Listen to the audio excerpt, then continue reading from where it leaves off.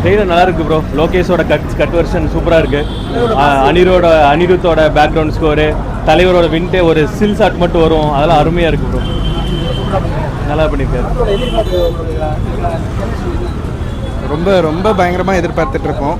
இப்போ கடைசியாக கபாலிக்கு இருந்த ஹைப்பு, ஏன்னா அதுக்கு முன்னாடிலாம் நாங்கள் பார்த்ததில்லை. பாஷாலாம் சொல்லுவாங்க, பட் நாங்கள் கடைசியாக ஹைப்போட பார்த்தது கபாலி.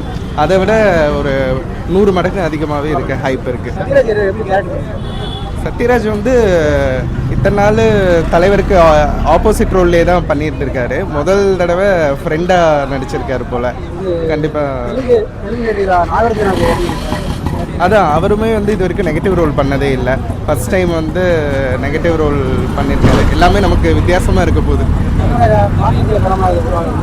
கண்டிப்பாக கன்ஃபார்ம் தலைவர் படம்னாலே பேன் இண்டியா தான். ஆமாம்,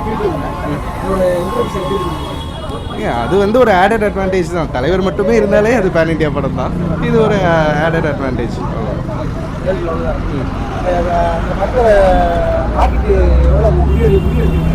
ப்ரோ நம்ம ரெக்கார்ட் மேக்கர் ரெக்கார்ட் பிரேக்கர் எல்லாம் நம்ம தான் செட் பண்ண போகிறோம். அது எவ்வளோ நம்ம படம் வந்ததுக்கப்புறம் தான் தெரியும் ப்ரோ. ஆனால் நம்ம புதுசாக இருக்கும், நம்ம செட் பண்ணுவோம்.